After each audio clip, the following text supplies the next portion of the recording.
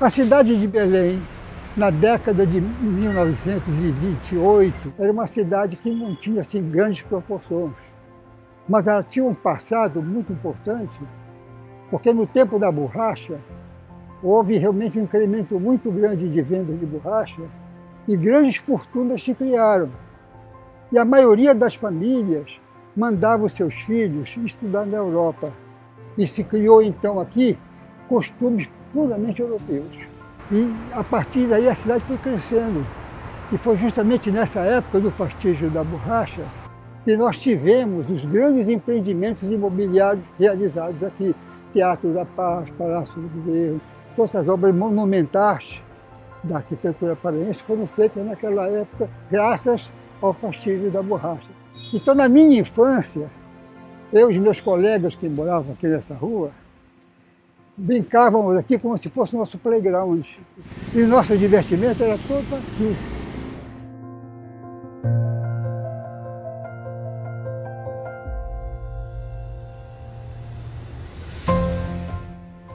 A família da minha mãe é de origem italiana.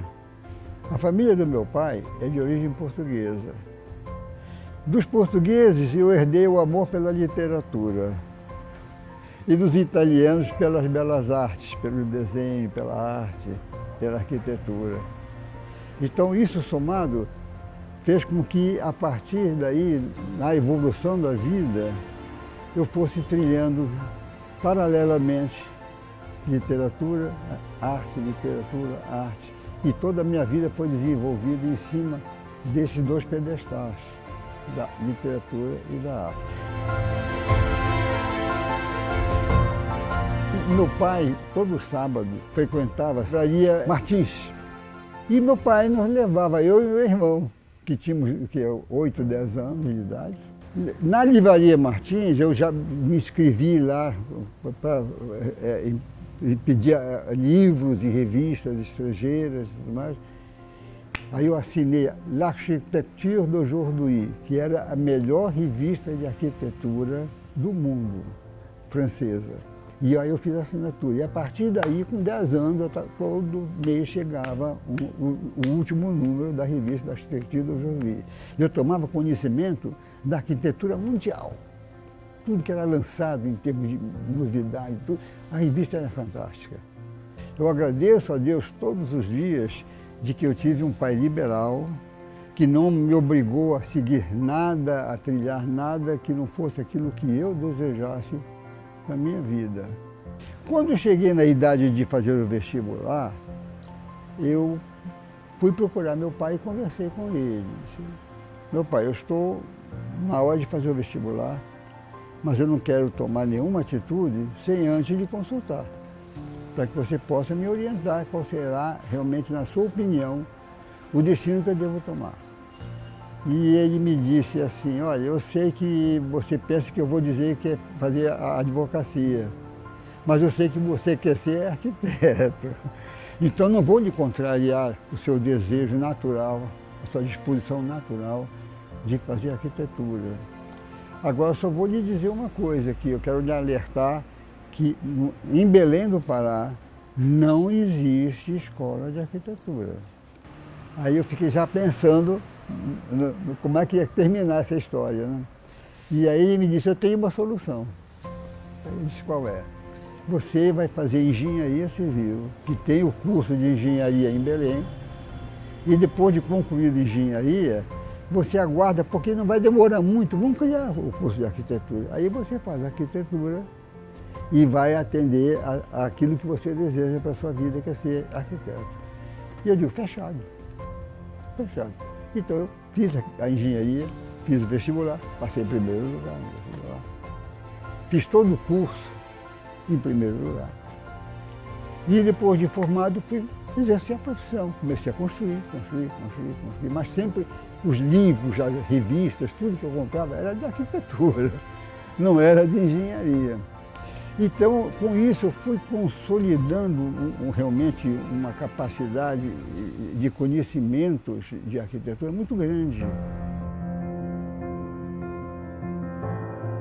O vovô, ele é uma pessoa que Para a gente falar dele, a gente tem que falar de uma palavra, que é a mais importante, que é paixão. Eu acho que o meu avô representa realmente o que é paixão. E se a gente for analisar o meu avô no âmbito familiar e no âmbito profissional, eu acho que as personalidades são muito semelhantes, porque nesses dois segmentos tem a paixão pela família, ele tem a paixão pelo trabalho. Então a personalidade dele realmente ela é única, ela não destoa de um ambiente para o outro.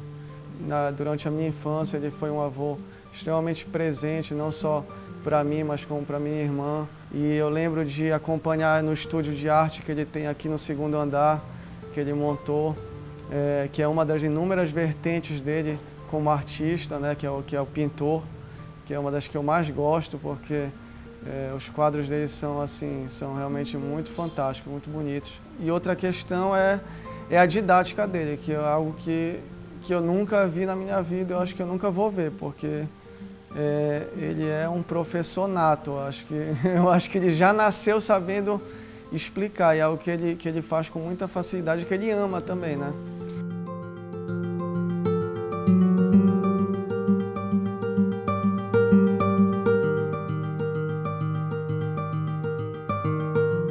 Fui professor por 34 anos, professor na universidade, 34 anos.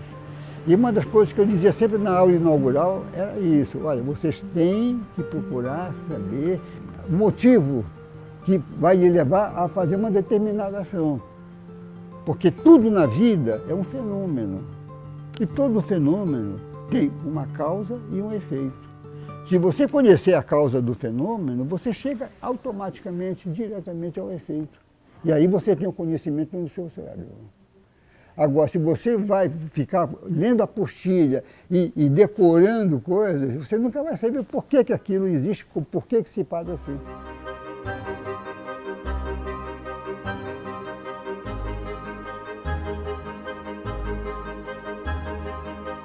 O arquiteto Alcimeira tem uma importância muito significativa para a arquitetura aqui na nossa região, em função de boa parte dessa produção ter acontecido num período em que havia uma grande manifestação de uma corrente modernista na nossa cidade, pelas dimensões dessas obras e da importância também da função dessas obras, como por exemplo a Universidade Federal do Pará, o campus básico principalmente. A universidade seria o início de tudo para que a gente tivesse realmente a cultura de volta para o estado do Pará. E lutamos juntos, e sempre em cima disso, sempre em cima disso. Conclusão, nós demos eleição e fui eleito presidente da União Acadêmica Paraense. Em 2 anos, eu ia todos os meses ao Rio de Janeiro, onde estava o Congresso, acompanhando a tramitação do projeto de criação da universidade. E isso aí deu um resultado tão grande que quando eu encerrei o meu período de presidente, em 56, foi criada a universidade. Até porque depois eu fui chamado para compor o corpo da universidade, né? Já para dirigir o departamento de planejamento e obras. E aí, a partir daí, começar o plano de construção do campus. Depois, a inauguração do campus. Aquela área do campus, aquela área inicial do campus, onde tem o pórtico, quando nós adquirimos, a gente ia para lá, as primeiras visitas, com uma bota acima do joelho, aquelas botas de borracha grandes, e caminhando, e pleque, pleque, pleque, cobra, cobra, totalmente selvagem. E dali surgiu aquilo que está lá, com 30 e tantos mil estudantes dentro do campus. Então, você pergunta o que eu sinto, até hoje, quando eu chego lá, eu me emociono.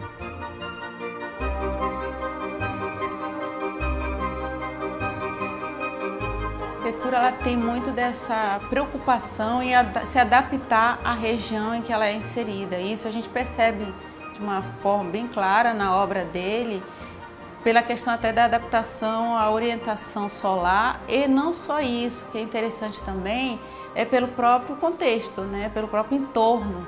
Então a gente percebe, por exemplo, no campus da UFPA, o aproveitamento daquela vista, né, na orla do rio, e da forma como os edifícios foram implantados no campus, né? Então ali a gente vê não só a própria questão arquitetônica, mas também uma preocupação urbanística, porque é uma cidade universitária, e a própria disposição dos edifícios, a integração entre eles, tanto de sala de aula quanto blocos administrativos, a gente percebe que há sim, né, essa preocupação em adaptar a esses condicionantes que a gente chama assim climáticos e físico-ambientais. Então foi realmente uma vitória muito grande. O diretor que veio, o arquiteto diretor que veio dos Estados Unidos, na despedida dele, eu fui ao aeroporto despedir, e ele me disse assim, eu queria lhe fazer um convite. Nós gostaríamos lá na Rice University que você fosse lá conosco para dar um curso para os meus alunos sobre arquitetura tropical. Eu fiquei 3 meses lá ensinando. Quando eu acabei o curso, o diretor de arquitetura me chamou no gabinete dele, William Codell. O William Codell era o maior arquiteto da Califórnia, porque eu queria fazer uma proposta. Eu digo, o que é?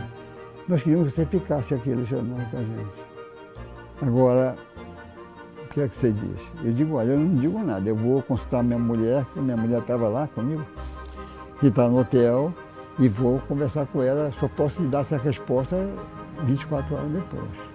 Até hoje, às vezes, eu penso, bem cá, se eu tivesse aceito aquele convite, como é que eu estaria? Não sei. Não sei, mas não me arrependo. Não me arrependo porque o que eu fiz aqui na minha terra já me deixa uma tranquilidade de que eu tomei a decisão correta, a decisão certa. A gente começou, o primeiro contato era dentro da própria faculdade, né? O Alcir, na época, já era engenheiro e ele fazia um curso especial de arquitetura dentro do curso de arquitetura. O curso, como ele era engenheiro e outros engenheiros também, eles faziam um curso que durava 3 anos. E nós, estudantes, terminando o colegial na época, né, fazíamos um curso de arquitetura de 5 anos. Então nós conhecemos o Alcir dentro do próprio curso de arquitetura. E começou a haver uma repercussão do trabalho que eu estava fazendo como engenheiro. E aí então começou a haver recomendações. Ah, você tem uma reforma para fazer, você tem uma casa para fazer, olha, vai com o Alcir Meira que ele sabe fazer. Que Belém não tinha nenhum resquício, nenhum projeto assim moderno, não tinha. Então eu comecei a pegar aquela experiência que eu adquiri na viagem, vendo as coisas, e introduzir. O primeiro foi o edifício Irene, em 58, em Belém do Pará. Você fazia um prédio que era recuado no terreno, que tinha um amplo gramado e jardins em volta, que tinha um acesso de pedestre que ia até a entrada do prédio e que nesse acesso tinha uma caixa postal para cada apartamento. Aí comecei a colocar coisas que não se faziam em Belém. Logo depois eu fiz o Felício, então foi uma revolução em Belém. Primeiro prédio com pilotis, primeiros prédios com fachadas de vidro, entendeu? Que nunca tinha sido feito antes. Então eu comecei a ser um pioneiro na minha profissão. O Alcir foi meu professor dentro do escritório de arquitetura, o que eu considero tão importante ou até mais na própria sala de aula, porque no escritório de arquitetura é que você vivencia o dia a dia da arquitetura. No fim da década de 60, o Alcir foi contratado para fazer o projeto do estádio Mangueirão, né? O nosso estádio estadual. E o Alcir precisava montar uma equipe. E ele montou a equipe com estudantes de arquitetura, que éramos nós. Então, foi aí que nós iniciamos o nosso trabalho com o Alcir.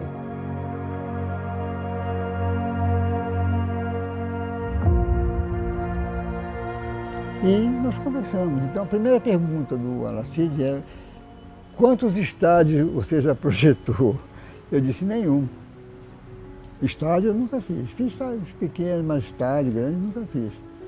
E como é que você me garante que vai fazer um projeto para o estádio do Pará, que seja realmente um bom projeto. Eu digo, o senhor pega o meu currículo e veja o que eu já projetei até hoje. Eu posso lhe garantir o seguinte, eu estou lhe dizendo, afirmando, que eu faço o projeto para o senhor o melhor que tiver. E havia um grande clamor por um estádio que comportasse os grandes eventos de Remy Paysandu, especialmente os repás, e a cobrança era pelo estádio estadual. Então, a partir do momento em que foi apresentado o projeto do estádio, ali já se festejava a conquista de um espaço novo que, com o tempo, vem se modernizando aí. Talvez a obra mais marcante que tenha tido seja o Estádio Mangueirão aqui, né? Que é a obra que é mais conhecida da população, é a mais comentada e é um projeto que foi bem revolucionário para a época. Se a gente vê, o projeto foi feito na década de 60. Então, se a gente vê da década de 60 para cá e vê as guias do estádio hoje, é uma guia extremamente moderna, extremamente atual, é uma guia que venceu o tempo inteiro e continua atual até hoje.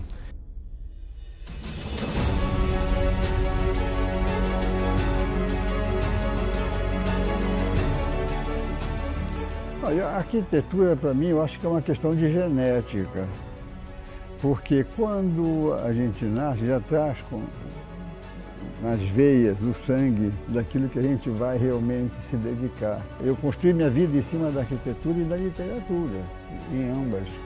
Então, tudo que eu pude fazer na minha vida foi sempre dentro dessa trilha de arquitetura e literatura. Olha, a arquitetura significa tudo. Eu acho que o papai, mesmo com 88 anos de idade, eu sinto aquela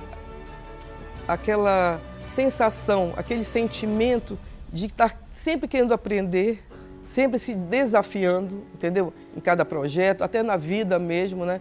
Então aquela paixão juvenil, sabe quando a gente começa a ter aquelas paixões pelo trabalho e tudo. Então eu sinto isso. Aos 88 anos ele está sempre se desafiando e buscando coisas novas.